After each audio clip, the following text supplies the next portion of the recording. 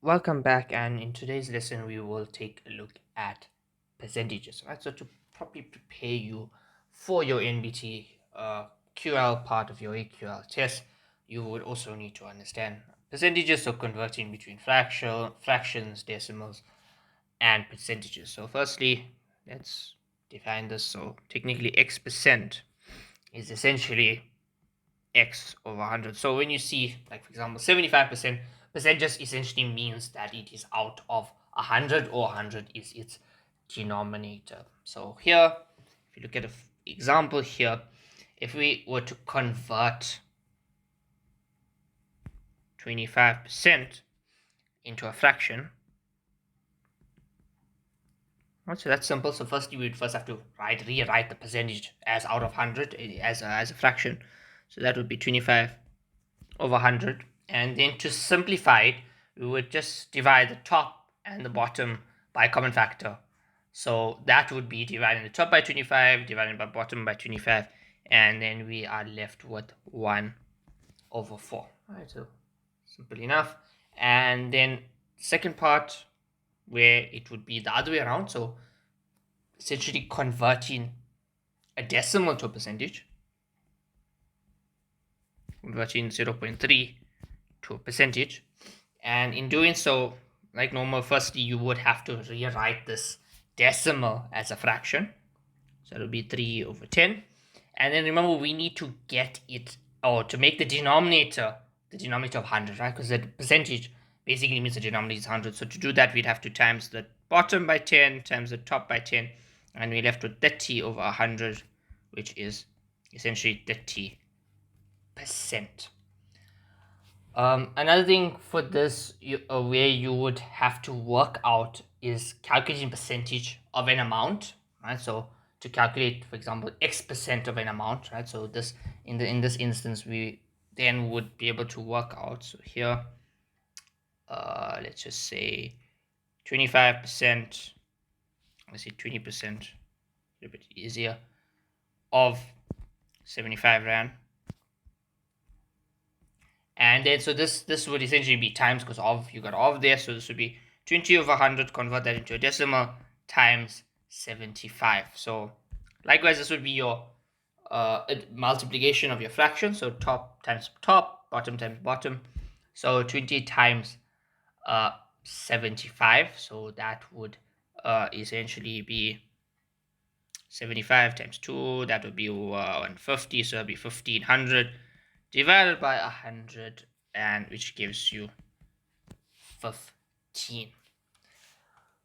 Okay, and then another part of this which is important to remember is finding what percentage a part of a whole is. So meaning that is that, for example, if they give you a certain number of learners who, say for example 21 learners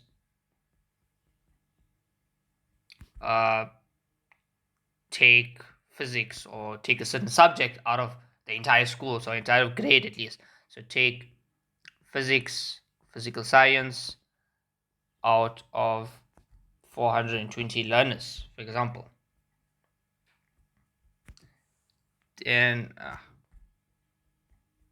learners, and then your job is to work out the percentage. So essentially that would just be 21 divided by 420 times by 100, right? And then technically you just put a percent at the end, so just to be technical there. But then again, it's just numerator times numerator, so it'll be 21 times 100. So 2100 divided by 420, and essentially that gives you 2100. Take that out, take that 0 out, 210 divided by 42, that just gives you 5. So that will be 5%. Right. So that is regards to that.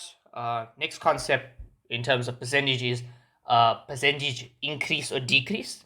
Right. So let's have a look at this one here.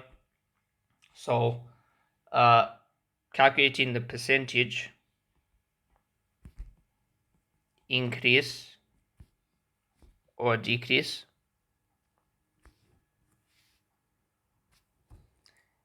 So to be able to do that, and this would essentially depend on the actual values.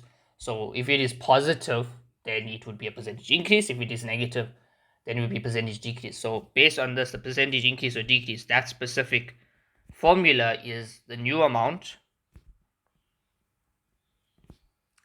minus the original amount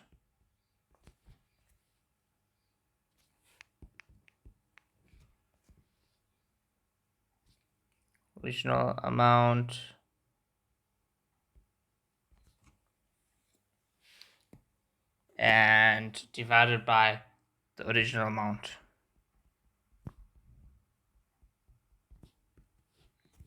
Times by 100. And that would essentially be a percent. So for example, if the number of learners taking maths drop from 500 to 470, the original amount would be 500. So here, if you put that example here in, so remember 470, so the number of learners taking maths is 500 to 470. So just made up example. The new amount now is 470.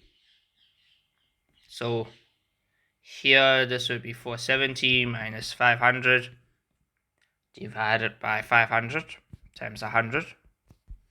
And essentially that would give us a negative answer. So because it is a negative answer, that tells us that it's a percentage decrease. Right. And another thing when in terms of percentage increase or decrease, they can ask you to increase an amount by a certain percentage, or they can ask you to decrease an amount by a certain percentage. So in doing so, how you would actually do that. So let's actually just make a note of this. So this is instruction. So where you'd have to increase or decrease by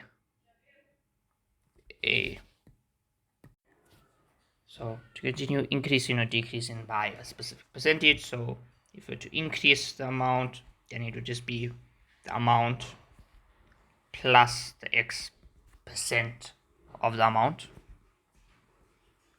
And so that would be essentially times in the amount. So technically amount plus X over 100 times that amount. Technically that's what that would look like, a percentage to increase a specific percentage, and to decrease a specific percentage, that would be negative. So this would be amount minus X percent of amount. So again, amount minus X over 100 times the amount. So I think best way to do this is, let's actually have a look at an example.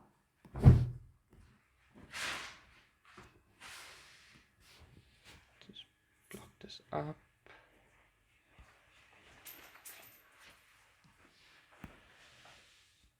Okay, so first example here is that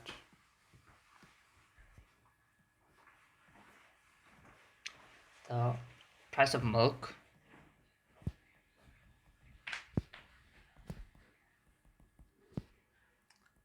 was 11 rand,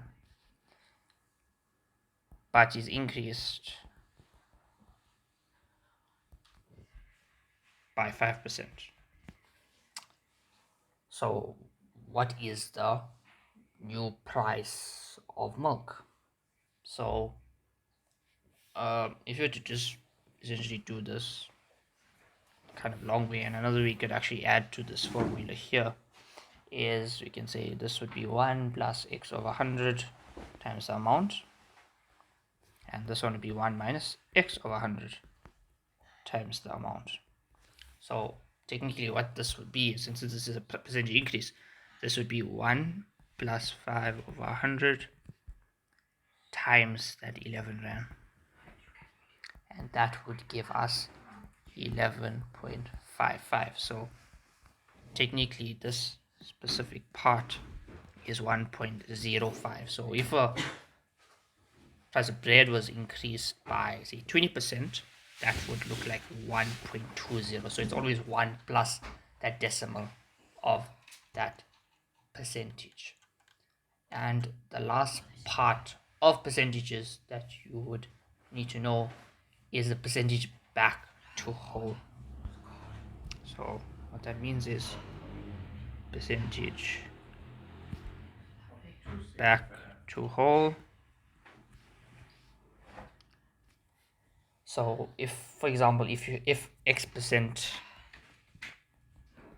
is equal to an amount, then 1% is equals to an amount divided by X.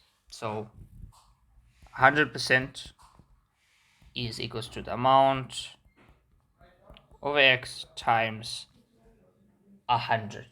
So for example, if we look at an example here, let's say 30% of my class is boys, and there are 12 boys in my class. So let's say there are 12 boys. How big is the class? So here you can say, okay, 30% is equals to that amount. So this is X% is equals to the amount. 30% is equals to 12 learners. So 1%, so technically we're dividing both sides by 30. So this would be 12 over 30. So technically 100%. So what we would do is we would times both sides by 100. So it's kind of like using your ratios here. So here times this by 100 times this by 100. And so 100% of the class is 12 over 30 times 100, which is 40 learners. So technically there are 40 learners. So it's technically applying this formula, which if we want, we can actually simplify kind of like a diagram here next to this. So X% equals to an amount.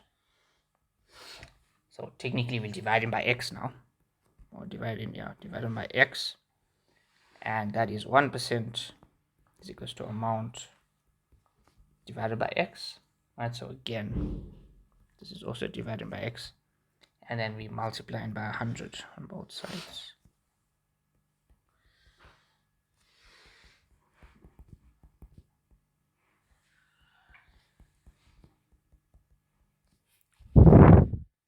That is percentages, and in the next lesson we would look at ratio and proportion.